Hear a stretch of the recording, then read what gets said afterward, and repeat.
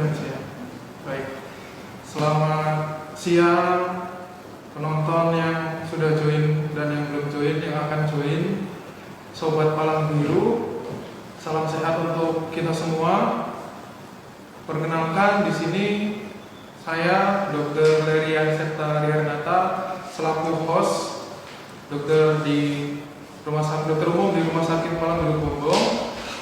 Di sebelah kanan saya ada Dr. Hasan Rizky, spesialis THTKL. Selamat siang, Dok. Selamat siang, salam sejahtera. Ya. Terima kasih, Dok, sudah meluangkan waktunya bergabung bersama kami. Di sini kita akan berbincang di bincang sehat kali ini tentunya dengan narasumber dari kedokteran spesialis THTKL. Temanya berkisar tentang penyakit di telinga, Dok. Ya. Baik. Ayo nonton terus dari awal sampai akhir, karena nanti di akhir akan ada pengundian door prize. Ya. Iya, Dok. Jadi door prize-nya itu nanti sangat menarik, Dok.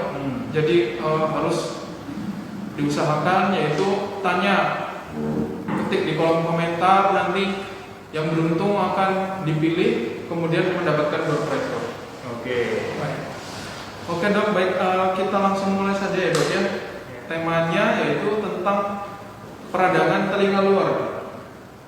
Yang pertama itu mungkin bagi penonton yang menyaksikan di rumah itu, kok telinga itu ada telinga luar gitu, Dok. Iya. Maksudnya mungkin telinga itu ya pasti luar karena kita bisa lihat, bisa pegang gitu ya, Dok. Mungkin dari dokter bisa dijelaskan, Dok, anatomi atau struktur telinga itu kok bisa ada telinga luar, berarti ada telinga dalam. Silakan. Oke. Sebelumnya saya mengucapkan selamat hari pendengaran dunia dulu yang jatuh pada hari tanggal 3 Maret kemarin. 3 Maret ya, World Hearing Day. Harapannya semoga masyarakat Indonesia, masyarakat dunia lebih sadar bising dan angka ketulian di dunia maupun di Indonesia dapat berkurang atau ditekan ya. Amin. Oke, ini topik yang cukup menarik. Kenapa cukup menarik? Karena sering terjadi di kalangan masyarakat karena kebiasaan yang salah. Ya.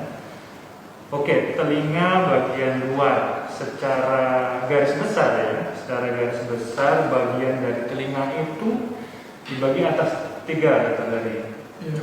Nah, ada luar, ada tengah, ada dalam. Nah, sama kayak ibarat rumah tuh, bagian luar ada teras, ada garasi ya. Iya. Ruang tengah sama ruang dalam. Nah, apa aja yang termasuk dari telinga luar, telinga tengah, sama telinga dalam. Untuk telinga luar, seperti yang dapat kita lihat bersama itu daun telinga.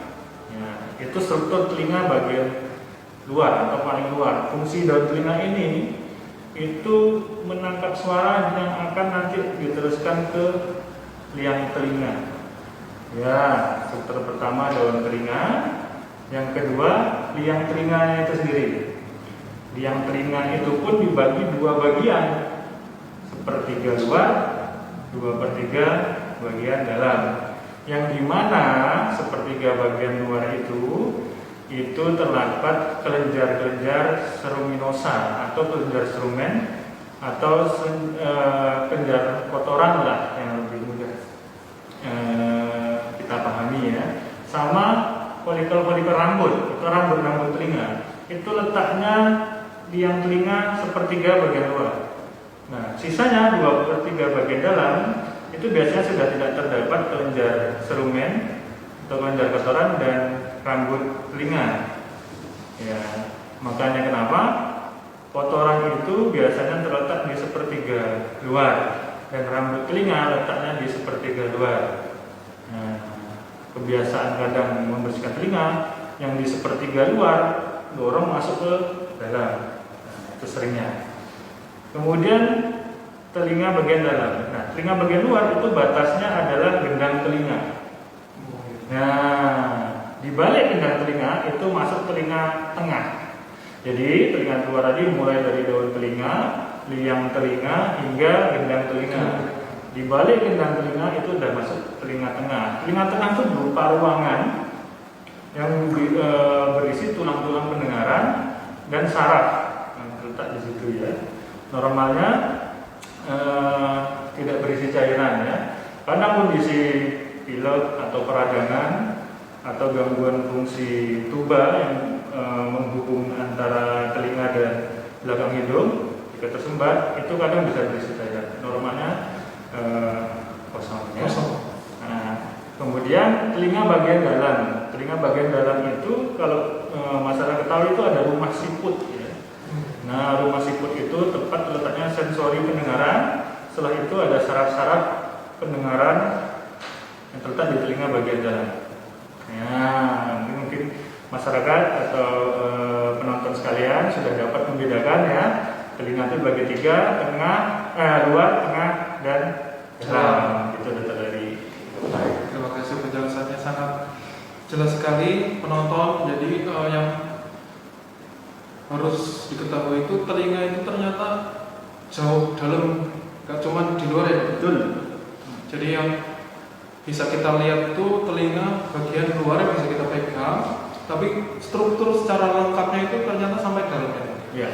Baik, jadi yang menjadi tema kita kali ini telinga yang bagian luar saja. Betul, karena ya telinga itu luas ya. Kalau dibahas satu persatu mungkin akan panjang. Iya. Kesempatan ini kita bahas yang luar dulu. Ya, luar. Kalau ada kesempatan lain kita akan bahas infeksi telinga tengah dan dalam. Iya, luar, tengah, dalam gitu ya. Ya. Baik. Kemudian ini Dok, terkait peradangan telinga luar itu apa sih Dok maksudnya? Peradangan telinga luar itu artinya apa? Oke, baik. Secara definisi ya, peradangan telinga luar itu suatu peradangan atau infeksi yang melibatkan kulit atau jaringan di bawah kulit seperti tulang rawan dan tulang atau jaringan sekitarnya yang terdapat pada daun telinga, liang telinga, dan gendang telinga bagian luar. Nah, sering diakibatkan oleh infeksi bisa virus, bakteri maupun jamur. Nah, secara definisi seperti itu. Baik. Berarti yang tadi dijelaskan telinga strukturnya itu seperti apa itu mengalami peradangan atau infeksi gitu ya? Betul. Penyebabnya bisa dari 3 agen itu ya Pak ya? Ya macam-macam. Salah satunya itu ya berarti. Salah satu. Kemudian untuk penyebabnya kalau misalnya tadi dokter sudah sempat menyinggung tentang bakteri, virus, jamur itu kira-kira bagaimana Pak penjelasan lebih rincinya Dok? Apakah bakteri, kenapa bakteri bisa sampai situ gitu bagaimana? Iya, jadi penyebab terjadinya peradangan telinga bagian luar ya itu bermacam-macam, banyak sesuai dengan letak atau area yang terinfeksi. Misal daun telinga, infeksi atau peradangan daun telinga. Bahasa medisnya perikondritis atau kondritis ya, yang dimana terjadi peradangan atau infeksi dari perikondrium atau lapisan dekat tulang rawan daun telinga. Kadang bisa disertai dengan infeksi ke tulang rawannya itu sendiri secara langsung. Akibatnya, penyebabnya apa? Macam-macam. Yang pertama itu pemasangan anting atau tindik ya. Nah, pemasangan anting atau tindik ini merupakan salah satu resiko trauma ya, trauma pada daun telinga kita, sehingga setelah pemasangan atau pemasangan yang kurang baik, kurang tepat, tidak steril alatnya, menyebabkan infeksi atau masuknya kuman di jaringan yang terbuka akibat pemasangan tindik itu. Karena terbuka itu. Betul. Apalagi zaman sekarang anting atau tindik itu nggak hanya di bagian bawah sini ya. Iya. Orang bisa masang tindik itu 2, 3, 4 sini. Nah, itu faktor risiko yang pertama. Yang kedua, riwayat trauma yang lain seperti terpukul ya, terjatuh, terjadi benturan di daun telinga kita, menyebabkan ada luka terbuka, atau terjadi penumpukan darah di balik kulit, di bawah kulit yang telinga. Berkumpulnya darah itu juga bisa menyebabkan terjadinya infeksi di daerah situ. Terus kebiasaan yang membersihkan daun telinga terlalu kuat dan sering, ya karena kalau habis mandi itu kan gosok pakai anduk itu terlalu kincling ya, terlalu keras. Nah, betul, lapisan kulitnya akan menipis, kemudian bisa terjadi perlukaan, sumber infeksi atau kotoran masuk, terjadilah periodontitis. Itu salah satunya. Atau riwayat luka bakar, ya terkena cairan keras, itu juga bisa. Kemudian alergi bahan-bahan tertentu, contohnya anting tadi ada yang nggak cocok dengan bahan anting itu tersebut. Misalnya penggunaan headset atau headphone yang terlalu menekan, itu juga bisa. Kemudian spray rambut. Nah, itu kalau misalnya bahannya tidak cocok juga bisa mengiritasi. Nah, kalau spray rambut kadang juga kena ke telinga, no? Nah, itu juga bisa. Atau bahan-bahan iritatif lain seperti sabun, sampo, atau sesuatu yang dapat mengiritasi kulit atau penggunaannya di sekitar daun telinga. Nah, itu juga bisa. Kemudian cuaca atau iklim yang terlalu lembab, itu juga bisa sebagai faktor risiko. Itu di daun telinga. Belum lagi yang di daun telinga. Banyak sekali. Faktor risikonya banyak ya, faktor penyebabnya banyak. Nah, kemudian di liang telinganya sendiri. Nah, ini yang cukup sering nih radang di liang telinga. Karena apa? Karena kebiasaan membersihkan liang telinga menggunakan cotton bud atau alat lain, terutama sendiri. Nah, kenapa? Iya, karena ketika kita membersihkan sendiri, kita kan nggak bisa melihat dalamnya seperti apa, ya. Karena liang telinga itu tidak lurus kayak selang itu ya, karena agak berbelok. Nah, ketika kita membersihkan sendiri, kita tidak bisa melihat struktur liang telinga kita, itu bisa membentur daerah lain atau mendorong kotorannya semakin dalam, atau dapat terjadi trauma ke gendang telinga sendiri. Nah, kan kita nggak tahu tuh, kadang orang masukin sini nggak tahu panjang liang telinga kita seberapa, bablas bisa. Nah, itu sendiri. Sebenarnya ya, telinga kita itu punya self cleansing sendiri ya. Self cleansing sendiri itu artinya ada mekanisme secara normal sendiri untuk membersihkan liang telinga itu dari tubuh kita ya. Jadi epitel atau kulit yang telinga kita itu akan bermigrasi, berpindah. Yang sel kulit mati itu dari dalam keluar. Geser. Iya. Nah, itu normal terjadi. Ditambah dengan gerakan rahang kita ini, nah itu membantu kotoran itu keluar. Ya, namun kadang tergantung jenis kotoran manusia itu beda-beda ya. Ada yang keras, ada yang lunak, ada yang mudah dibersihkan, ada yang tidak, gitu. Dan kebiasaan berikutnya terlalu sering membersihkan telinga. Serumen atau kotoran telinga itu ada sebenarnya untuk memproteksi telinga kita.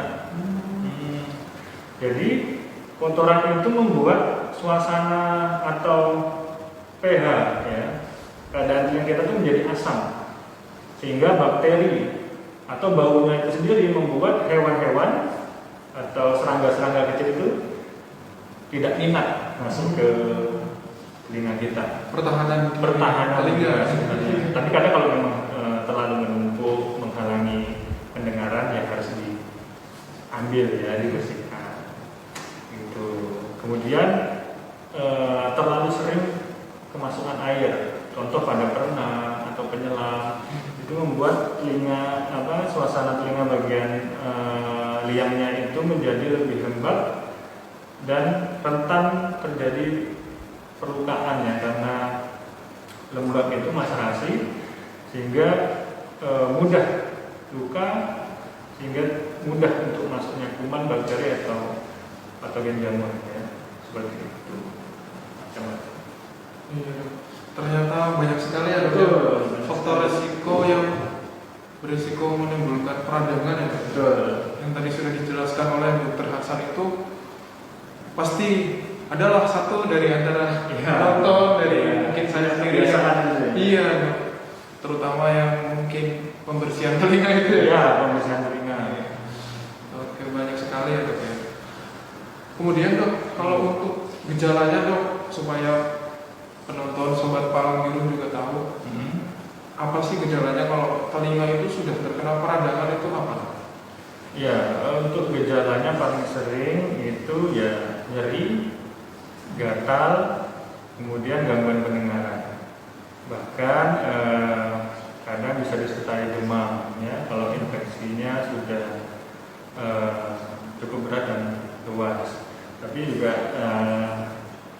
tergantung dari letak peradangannya juga, seperti di daun telinga biasanya kadang tidak disertai dengan gangguan pendengaran. Kalau di liang telinga itu bisa terjadi gangguan pendengaran apabila liang telinganya itu menjadi sangat sempit, nah, sehingga suara atau aliran udara itu tidak bisa masuk ke gendang telinga dengan baik. Nah, kadang gejalanya bisa makin berat seiring dengan kondisi tubuh atau faktor penyakit lain yang memperberat, ya, seperti orang dengan penyakit kronis, diabetes, hipertensi dan lain-lain, atau punya penyakit yang sistem imunnya melemah. Nah, itu juga bisa memperberat. Kadang bisa disertai keluarnya cairan ya dari baik itu di daun telinganya atau dari liang telinganya.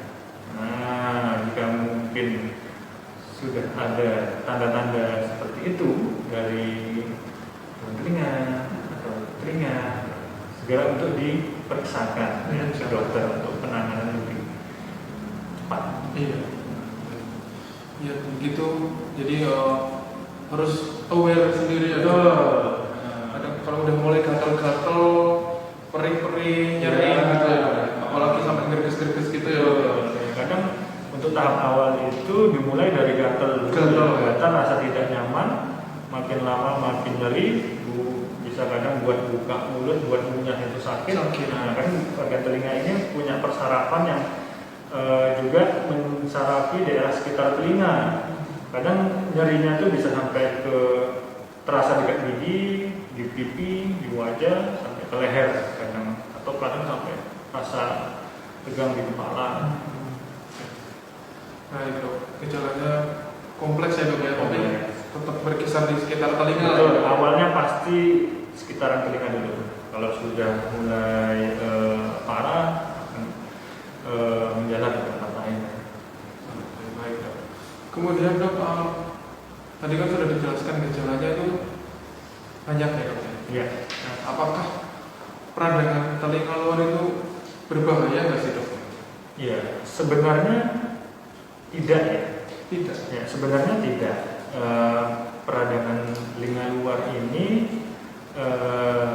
tidak berbahaya. Namun seperti saya bilang tadi, jika ada kondisi-kondisi penyerta seperti daya imun tubuh yang lemah, penyakit kronis seperti paling sering itu gula ya, DM atau sakit gula Bapak Ibu ya, atau penyakit kronis yang lain, nah membuat infeksi ini cepat meluas dan menyebar.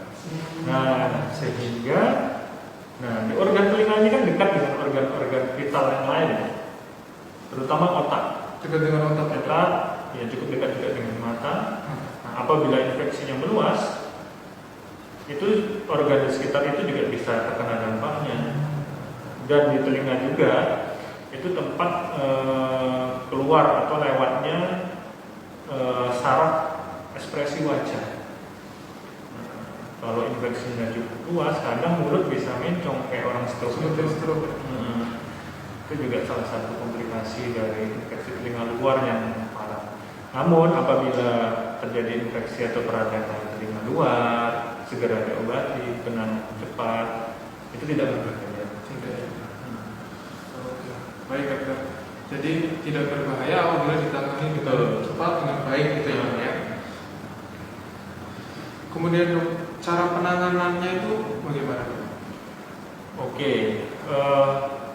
untuk penanganannya kembali dari penyebabnya itu sendiri apa ya, penyebabnya itu sendiri, kemudian peradangan telinga bagian mana yang terkena. Itu nanti penanganannya beda-beda sendiri. Contoh yang terkena adalah daun telinga, biasanya akan kita lakukan pemberian. Kalau misalnya ada kecurigaan infeksi bakteri, kita beri antibiotik. Tentu saja kita beri anti radang, anti nyeri. Kalau disertai demam, kita beri anti demam ya, antibiotik. Kemudian apabila peradangannya cukup berat disertai dengan keluaran nanah atau cairan atau daun telinganya menggembung ya, karena nanah yang terbendung di situ, ya harus kita lakukan tindakan seperti pengeluaran cairan menggunakan jarum suntik atau dibuka benjolan atau bendungan cairan itu dengan cara di iris ya untuk jalur mengeluarkan itu. Nah, itu tergantung dari keparahannya. Untuk di liang telinganya sendiri, ya, kita lakukan pembersihan liang telinga ya. Kalau misalnya ada cairan-cairan yang cairan nanah atau cairan yang lain yang tertumpuk di situ atau ada kotoran, kita lakukan pembersihan. Biasanya kami mengedukasi ke pasien agar menjaga telinganya tetap kering terlebih dahulu, jangan kemasukan air terlebih dahulu, terutama air yang belum tahu kita steril atau tidaknya. Ya, sudah terjadi peradangan atau luka terbuka di situ, kalau masuk air steril atau benda asing yang tidak steril kan lebih memperberat infeksinya itu sendiri ya. Nah, kemudian jika peradangan liang telinganya itu masih ringan, biasanya hanya kita berikan obat tetes telinga. Obat tetes telinga biasanya ada kandungan antibiotiknya, anti nyeri sama anti radangnya. Jika peradangan sudah cukup berat, ada tanda-tanda gejala sistemik atau menyeluruh seperti demam yang tinggi, nyeri yang sangat berat, kita tambah atau kita ganti dengan obat-obatan minum yang punya efek menyeluruh atau sistemik ya. Tentu saja hal tersebut dapat kita tangani dengan baik apabila pasien juga datang untuk bersama ke dokter dengan cepat ya, tidak menunda-nunda seperti itu. Baik, jadi yang penting adalah segera ya dok. Ditangani segera, ditangani dengan benar, kemungkinan akan sembuh dengan baik lebih besar ya dok. Oke, baik sekali. Kalau untuk obat khusus apa ada ya dok? Misalnya yang memang khusus untuk peradangan telinga luar bisa dibeli, bisa dipakai kapan aja. Ada apa enggak ya dok? Iya, nah karena kalau telinga bagian luar itu mungkin mudah dinilai, artinya bisa dilihat peradangannya seperti apa, terus seberapa besar lukanya dan sebagainya. Tapi untuk telinga di liang telinga atau di dalam lagi itu kan sangat sulit untuk orang atau pasien memperkirakan ini sakitnya apa. Nah, sehingga tidak saya sarankan anjurkan untuk pasien membeli sendiri obatnya, tapi memeriksa dulu ke dokter untuk tahu lebih tepatnya ini peradangan infeksi yang disebabkan oleh apa, sehingga dokter dapat memilihkan obat yang tepat ya. Untuk obat khusus ya tidak ada obat khusus, ya paling sering ya obat tetes telinga ya. penggunaan obat tetes telinga juga harus berhati-hati, tidak sembarangan ya. Karena kita juga melihat gendang telinganya utuh atau tidak. Karena ada obat tetes telinga yang tidak boleh diteteskan pada gendang telinga yang sudah bolong. Nanti tembus ke dalam ya? Ya, masuk ke dalam, nanti takutnya merusak saraf telinga bagian dalam. Oke, baik dokter. Tidak ada ya dok ya berarti obat-obat seperti itu. Memang paling bagus itu ketemu dokter, tahu sakitnya baru diobatin gitu ya dok ya? Jangan coba-coba. Jangan coba-coba, jangan ngobatin sendiri gitu. Iya. Baik dok. Kemudian untuk pencegahannya dok, tadi kan sudah bicara tentang gejala, tentang bagaimana mengobati. Nah sekarang supaya jangan sampai sakit telinganya, jangan sampai meradang itu dok. Ya, selalu ya kami dokter DHT mengedukasi pasien untuk tidak membersihkan telinga dengan kantong bat atau sering mengurangi. Bahkan kadang ada pernah pasien cerita membersihkan pakai kunci motor, kadang pakai peniti, ya kan, kadang ada sesuatu yang kecil dan panjang itu buat karena terasa gatal itu ya nggak tahan. Karena cotton bud itu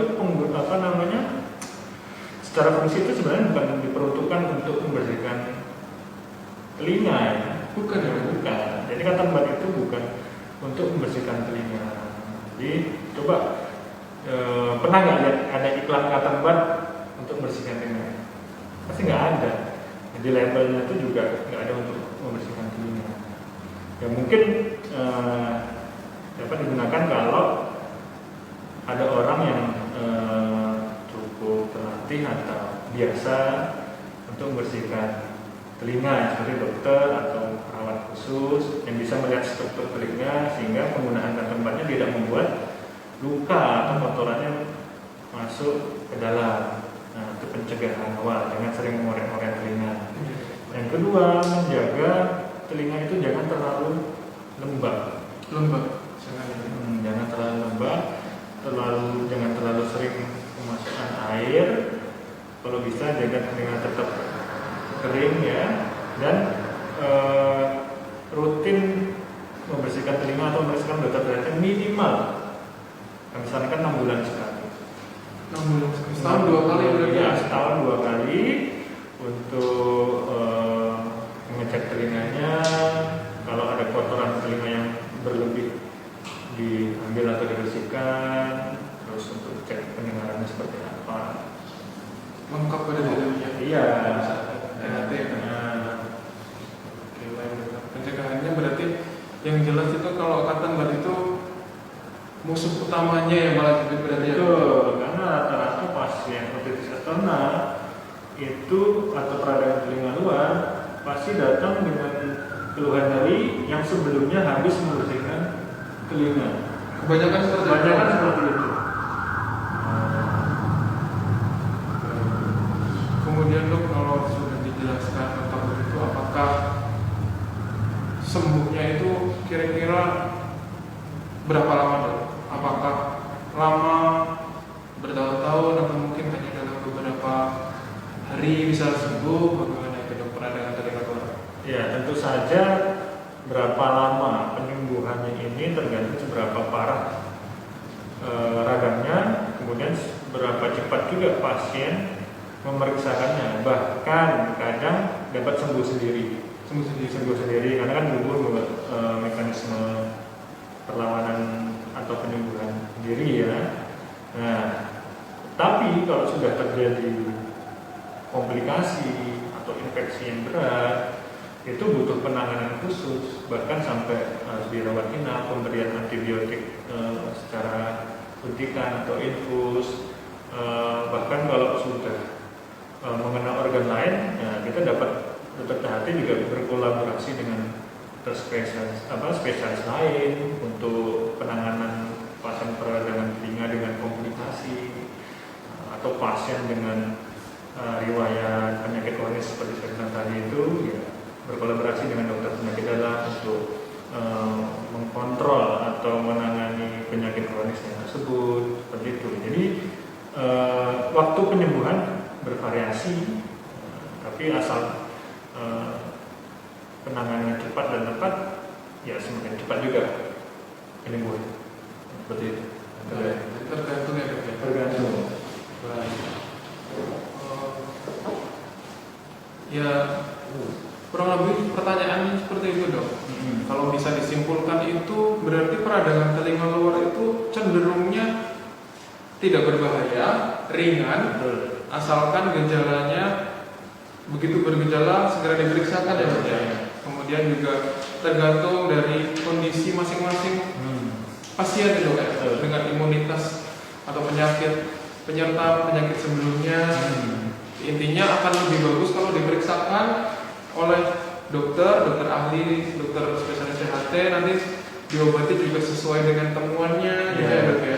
Nanti apakah parah, apakah tidak parah, perlu dirawat inap atau tidak, itu semua pasti masing-masing pasien itu tergantung ya dok. Iya betul sekali, betul sekali.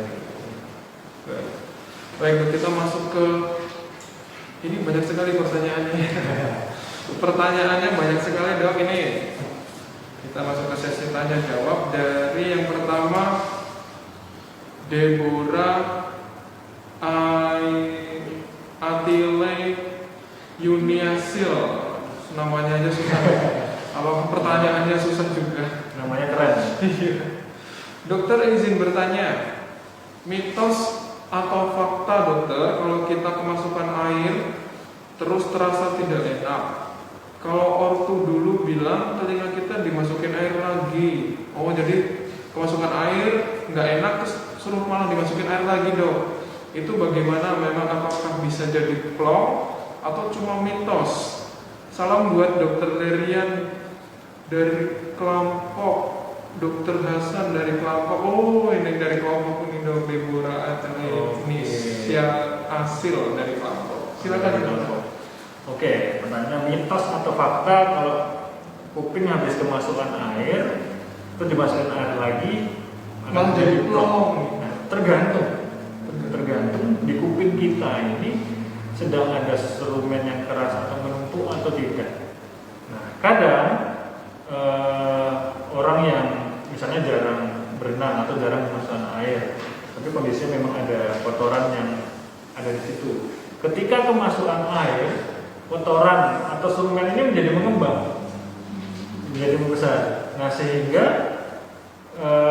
dengan adanya air itu telinganya menjadi lebih tersumbat. Nah ketika sudah dimasukkan air, ya akan sama saja. Akan sama saja. Karena kan karena kotoran sudah mengembang tersumbat itu makin besar dan menumpuk di situ, sehingga butuh penanganan untuk pembersihan kotoran itu, bisa cara dengan diambil atau disedot kotorannya. Nah, kadang juga, nah itu kan ada perasaan bindeng ya, kadang ya, rasa penuh atau rasa maksudnya. Ada juga perasaan bindeng itu ketika pasien sedang batuk pilek. Nah, sedang batuk pilek atau riwayat batuk pilek sebelumnya yang menyebabkan peradangan juga di saluran penghubung telinga dan hidung, terganggu di situ, terus karena tersumbat rasanya penuh. Rasanya penuh itu mau dimasukin air segalon juga nggak akan memperbaiki keluhan karena sakitnya atau permasalahannya ada di balik gendang telinga. Iya, karena ada batas gendang telinganya itu sendiri ya. Nah, ada juga karena memang kalau kita kemasukan air sedikit itu kan ada gelembung udara ya di dalam air tersebutnya. Karena ketika kita gini kan rasa gerincing gitu ya. Nah, ketika disiram air dia akan melarutkan air atau gelembung udaranya yang tadi sehingga bisa keluar. Jadi tergantung kondisinya. Bisa mitos bisa fakta gitu. Jadi ini setengah-setengah ya dok ya. Setengah. Beberapa bisa memang seperti itu fakta, ya, beberapa mitos ya dok ya. Iya, sering juga pasien datang ke dokter, dok, saya habis berenang telinganya penuh, tak masuk air, tak gini-gini, nggak keluar. Ternyata semuanya mengembang dan menumpuk. Nah itu yang itu mitos berarti ya dok ya, atas ya, satu galon ya, kan plong. Berarti setengah mitos, setengah fakta. Iya. Kemudian untuk pertanyaan kedua dok, dari Sulistio_Saputro. Selamat sore dok, umur saya 33 tahun dok. Daun telinga saya sering kedutan sendiri. Itu kenapa ya dok? Apakah wajar atau bagaimana? Ya, perasaan kedutan telinga atau memang telinga sering berkedut. Itu ada dua yang berbeda ya. Karena kan kalau perasaan ya seperti kayak kita sering ini ya mengedip-ngedipkan mata secara apa istilahnya itu secara otomatis atau secara kebiasaan ya. Tergantung apakah bahaya atau tidaknya kedut-kedut ini disertai dengan gejala yang lain atau tidak, atau penyebabnya apa sebenarnya. Kadang ya kalau tidak mengganggu ya dan tidak ada gejala yang lain, diusahakan untuk diabaikan saja. Diabaikan saja karena ya itu kita punya perasaan seperti itu. Sama kadang kalau telinga berdenging ketika kita panik, cemas, itu muncul perasaan itu, atau di kondisi yang sunyi itu kadang terasa seperti itu. Nah, faktor-faktor itu juga mempengaruhi rasa berkedut itu ya. Karena ya kelainan saraf juga bisa membuat sensasi seperti itu. Yang penting tidak ada peradangan di situ, infeksi di situ, atau tidak mengganggu dalam kehidupan sehari-hari ya, keseharian, diabaikan. Tapi kalau sudah ada tanda-tanda peradangan, infeksi atau kelainan yang lain, atau mengganggu sampai kadang nggak bisa tidur, sampai kedutannya, diperiksa. Baik. Berarti sama seperti tadi ya, apakah bahaya apa enggak ya tergantung juga ya. Memang paling aman itu periksa ya dok ya. Iya, betul. Diperiksa, dilihat bagaimana kesimpulannya gitu ya. Baik. Kemudian dok, yang ketiga dok ada dari Puji Astuti 7033. Selamat sore Dokter Hasan. Selamat sore. Mohon tips supaya saat kita renang telinga tidak kemasukan air. Terima kasih sebelumnya dok. Iya, tipsnya jangan nyemplungin telinga ke dalam air, karena tidak mungkin ya berenang telinga tidak kemasukan air. Karena telinga kita kan corong yang berlubang ya, pasti akan kemasukan air. Ya diusahakan setelah berenang dipastikan kering ya, lihat telinganya, dikeluarin airnya, dan kalau bisa jangan setelah berenang langsung korek-korek telinganya, karena di keadaan basah dan lembab itu kulit yang telinga jadi mudah terluka ya dengan sentuhan atau korekan seperti itu. Ya pokoknya setelah berenang diusahakan telinga kering kembali ya. Jangan terlalu lama dalam kondisi lembab seperti itu. Dan juga ya tergantung kolam renangnya, kita berenang di mana. Karena anak-anak gitu kan sering berenang di kali atau di dan airnya itu kadang tidak steril, tidak bagus, banyak kumannya. Kadang sudah menyebabkan peradangan telinga. Kadang kadar kaporit atau zat kimia yang ada di kolam renang, misalnya terlalu kadarnya tinggi, juga kadang bisa mengiritasi telinga ya. Penting untuk mencari tahu. Berarti ini nggak bisa nih tipsnya ya dok. Paling tipsnya supaya tetap sehat, tetap bersih. Iya. Misalkan setelah berenang telinga dalam kondisi kering kembali. Iya. Kuncinya itu ya dok. Baik. Kemudian ini yang keempat dok, ini yang terakhir dok. Dari ada lagi. Oh banyak dok. Ya, Nambah lagi antusias ya. Iya. Karena topiknya memang menarik ya. sering dijumpai di kehidupan sehari-hari ya. Dok, ini dari Angga di tab S. Dok, penyebab vertigo itu kenapa? Apakah berhubungan dengan anatomi telinga? Dan dok, ada berapa faktor penyebab menjadi orang tuli? Ini banyak nih dok pertanyaannya. Dok, mau tanya faktor penyebab jika bayi baru lahir tuli itu kenapa? Dan jika dibantu dengan alat bantu dengar, apakah bisa mendengar secara normal, dok? Oke, kita jawab Satu-satu ya, dok. Iya. Oke, vertigo penyebabnya kenapa ya? Iya. Vertigo itu kan merupakan suatu rasa atau sensasi pusing berputar. Bisa kitanya yang berputar atau lingkungan atau ruangan sekitar kita yang berputar. Karena itu penyebabnya pasti karena organ keseimbangan kita. Organ keseimbangan kita tuh di telinga, kemudian mata, kulit, sama otak kecilnya. Nah, pasti penyebabnya di antara itu. Iya. Bisa karena kelainan di telinganya, itu bisa karena penyebab infeksi atau benturan, kecelakaan dan sebagainya. Itu juga bisa. Terus kemudian stroke atau riwayat stroke sebelumnya itu juga bisa. Gangguan dari mata itu juga bisa. Karena kita berdiri ini, organ-organ itu yang menjaga kestabilan tubuh kita ya. Bisa juga karena penyebab lain selain organ itu, seperti hipoglikemi atau gula rendah ya, atau kondisi mabuk ya, mabuk laut atau mabuk kendaraan, itu juga bisa bikin kita vertigo. Jadi kalau ditanya penyebabnya kenapa, itu macam-macam. Banyak ya. Salah satu contohnya seperti tadi, tergantung jenis vertigonya seperti apa ya. Kadang ada yang kalau dibuat merem dia akan jadi lebih enak.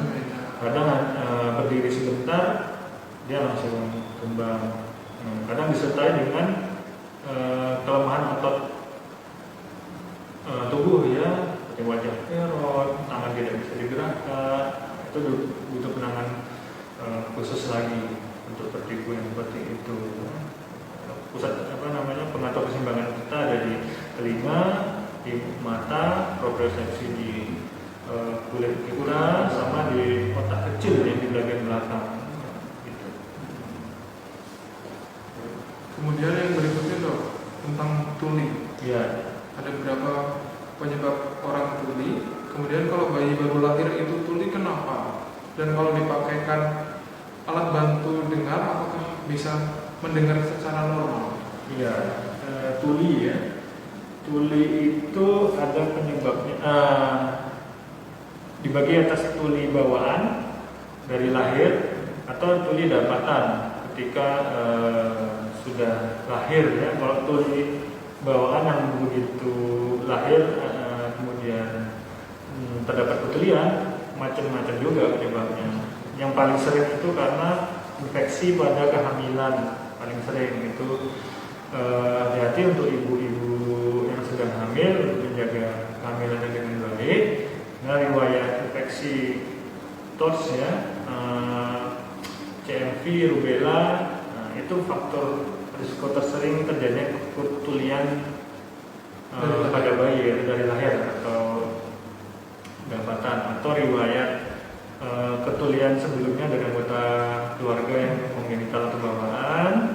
Kemudian ada kelainan struktur anatomi bagian telinga ya, seperti liang telinga yang tidak terbentuk sempurna, rumah siputnya yang tidak terbentuk sempurna, saraf pendengarannya tidak terbentuk sempurna, bisa kita mikrotia kalau pernah dengar ya, kecil ya, daun telinganya kecil, liang telinga kecil, atau anotia yang tidak ada struktur telinga bagian luarnya.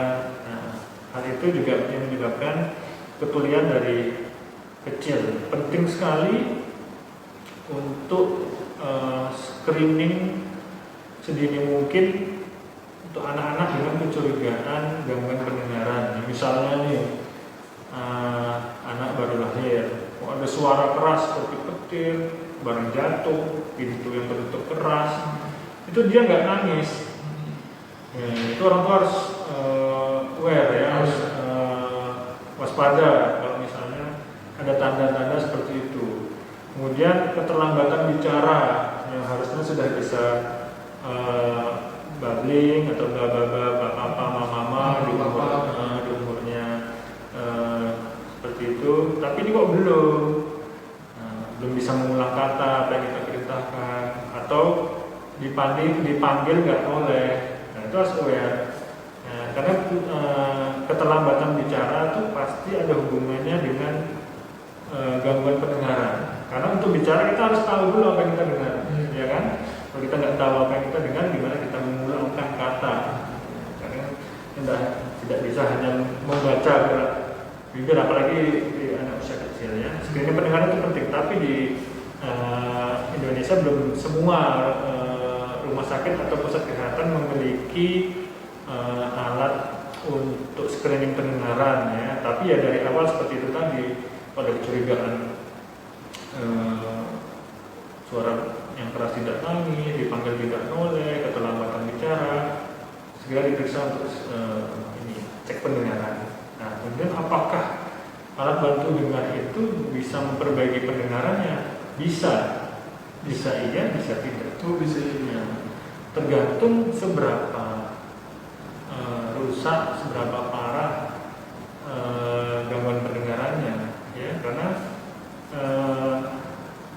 gangguan pendengarannya, kalau kita dari itu dibagi derajat-derajatnya ya, derajat ringan, sedang, berat, bahkan tidak bisa mendengar sama sekali ya. Alat bantu dengar kalau misalnya derajat ringan, sedang, berat itu kadang masih bisa membantu untuk dia, kan alat pendengaran hanya mengamplifikasi suara ya, memperbesar suara yang diterima menjadi lebih besar karena batas ambang dengarnya yang rendah. Tapi kalau sudah tidak bisa dengar sama sekali, itu biasanya dilakukan implan koklea ya, implan atau penanaman rumah siput. Nah, itu butuh penanganan khusus lagi seperti itu. Jadi alat bantu dengar bisa digunakan pada orang dengan gangguan pendengaran, tapi tergantung juga derajat gangguan pendengarannya. Jadi butuh pemeriksaan lebih lanjut terkait ambang dengarnya. Itu kadang banyak orang tua yang ini pendengarannya terganggu, beli aja lah. Beli sendiri kadang alat bantu dengar yang jual di pasaran. Kadang ya suka nggak pas. Kalau kita cek pendengaran itu kita bisa tahu ambang dengar kita seberapa. Ya, kita cek sudah nanti alatnya itu bisa disesuaikan. Gitu ya. Berarti memang kalau diperiksa lebih detail nanti juga pemilihan alat, penggunaan alat itu akan lebih sesuai gitu ya. Betul. Intinya itu aware sejak dini orang tua, periksa sejak dini, dan penanganannya bagus sejak dini ya. Baik dok. Ini ada pertanyaan lagi dok. Yang berikutnya dok, dari Eva_Rose. Izin bertanya dokter, kalau membersihkan telinga kurang aman pakai cotton bud, bagaimana cara membersihkan telinga yang aman, terutama pada bayi saya? Saya punya bayi umur 1 tahun supaya tetap aman. Jadi selain pakai cotton bud, bagaimana dok, terutama untuk bayi? Oke. Intinya tuh agar aman, orang yang membersihkan itu dapat melihat struktur yang telinganya dengan baik dan jelas. Kan untuk melihat itu kayak dokter THT kan pasti membutuhkan lampu kepala atau penerangan yang cukup ya, untuk melihat itu, dan alat-alatnya pun khusus ya, tergantung jenis kotorannya ya.